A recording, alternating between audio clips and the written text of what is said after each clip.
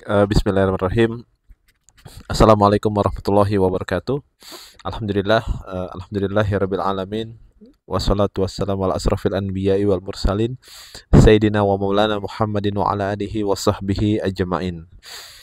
Alhamdulillah teman-teman sekalian, puji syukur kita panjatkan kepada Allah Subhanahu wa taala. Begitupun juga salawat serta salam kita haturkan kepada Nabi Muhammad sallallahu alaihi wasallam. Selamat datang di channel saya teman-teman sekalian.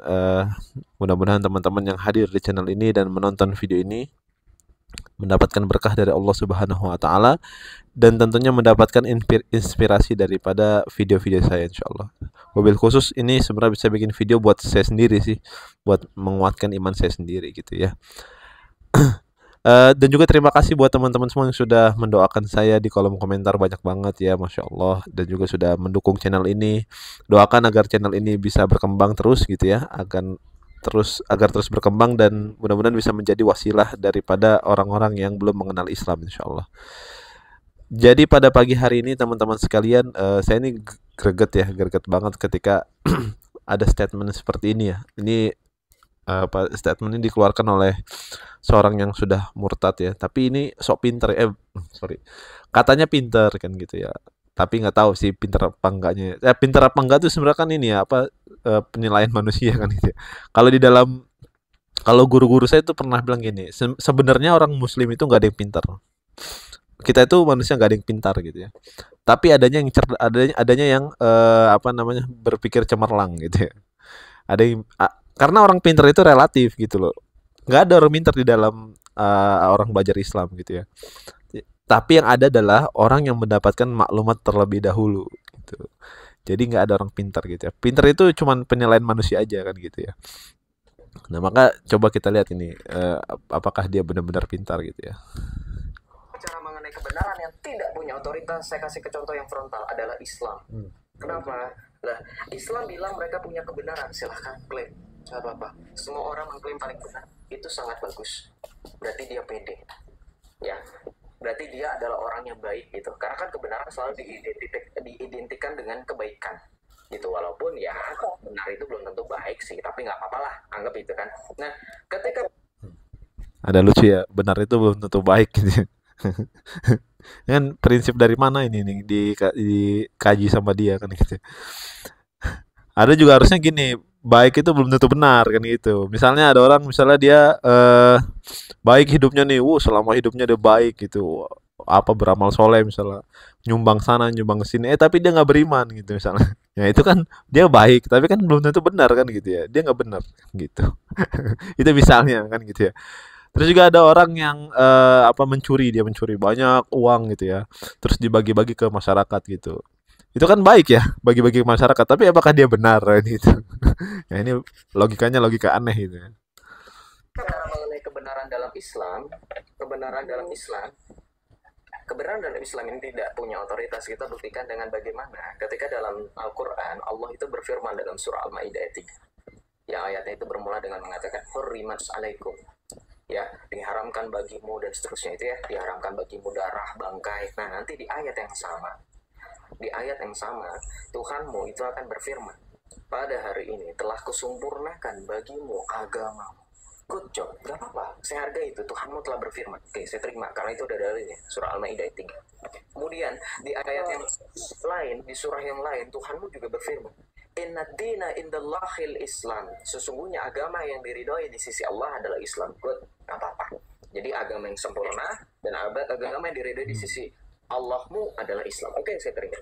Tapi ya, at the same moment, atau kalau saya boleh bilang, on the other hand, ya, di momen yang sama tetapi di orang yang berbeda, di kesempatan yang berbeda, nabimu itu mengatakan orang Nasrani terpecah menjadi 71 golongan, orang Yahudi orang Nasrani terpecah menjadi 71 golongan, orang Yahudi terpecah menjadi 72 golongan, dan umatku terpecah menjadi 73 golongan. Saya tegaskan selagi saya highlight lagi, nabimu mengatakan Islam terpecah menjadi 73 golongan. Allah berfirman, Islam telah disempurnakan. Pada hari ini telah kusempurnakan bagimu agamamu. We both know, everyone know, ya, semua orang sudah tahu yang namanya definisi sempurna. adalah satu kesatuan utuh, tidak terpecah-pecah. Jadi nggak apa-apa.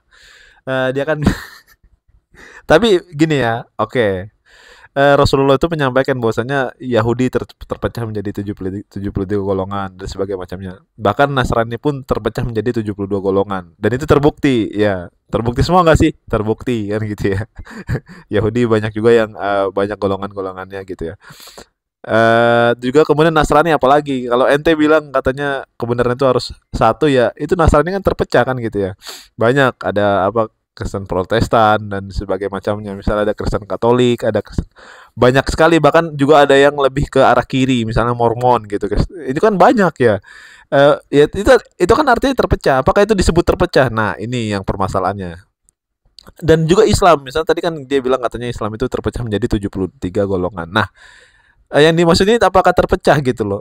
Sebenarnya gini ya, ini makanya saya bingung dia ini belajar apa enggak kan gitu. Definisi terpecahnya itu dia belajar apa enggak? Maksudnya terpecah tuh dalam artian enggak mengikuti ajaran yang satu gitu. Makanya di ulama menyepakati bahwasanya yang dikatakan Nabi Shallallahu Alaihi Wasallam itu adalah sifat-sifat gitu loh.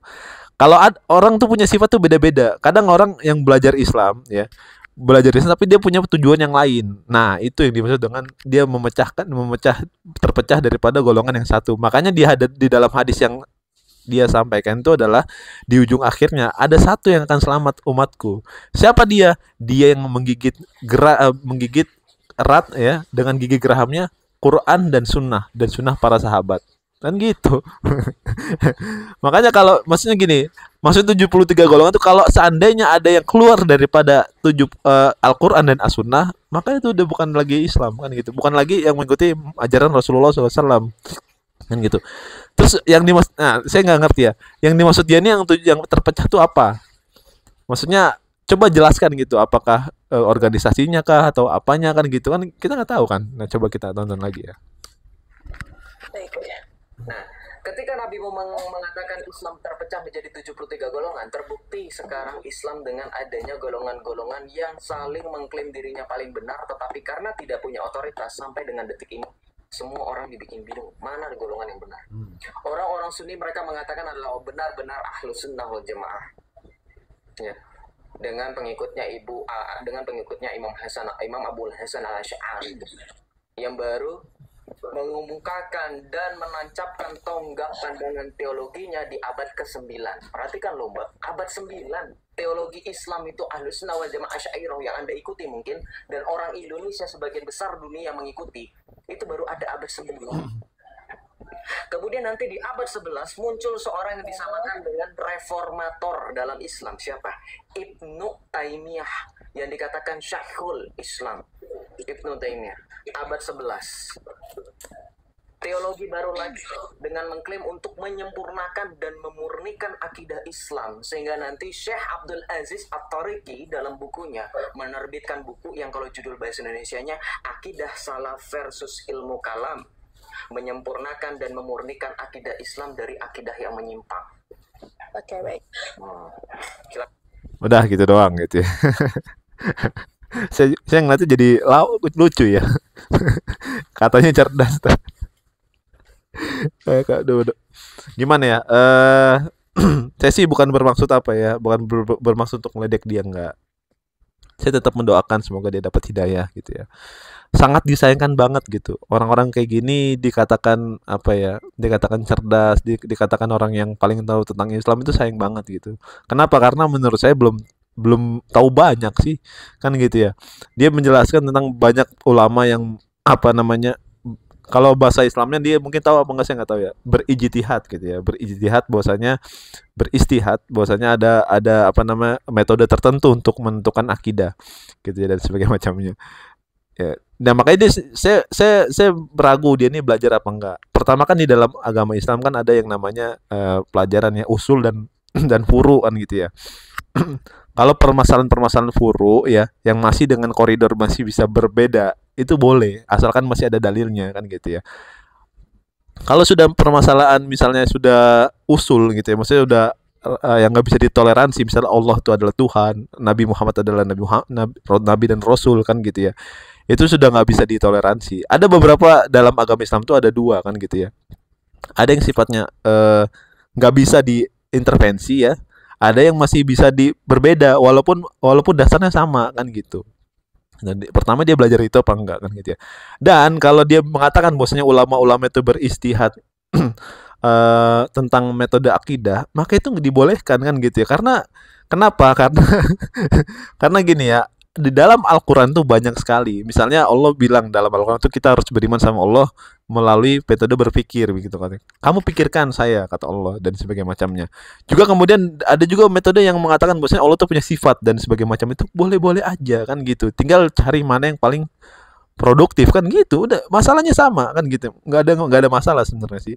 Yang jadi masalah adalah dia dipermasalahin, makanya dia nggak belajar sebenarnya. Dia nggak belajar tentang kenapa ulama beristihad seperti itu, kenapa harus ada perbedaan gitu, kenapa harus ini, dia nggak belajar kan gitu.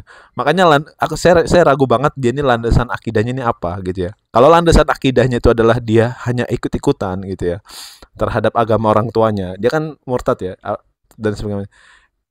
Dia metode akidahnya seperti itu, dia beriman sama Allah dengan cara seperti itu, ya wajar aja dia murtad kan gitu. Dia cuma nyari literasi yang mendukung dia untuk murtad kan gitu.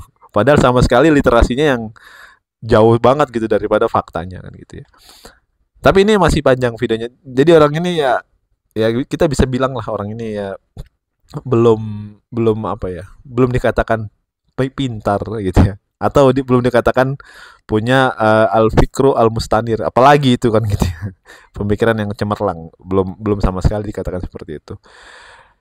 Ya, jadi teman-teman sekalian bisa nilai sendiri dengan video yang dengan statement-statement dia ya, banyak banget yang yang apa ya, bahasa bahasa saya itu ya lawak lah gitu ya. Melucu kan gitu. Tapi dia mencoba untuk diseriuskan kan gitu ya.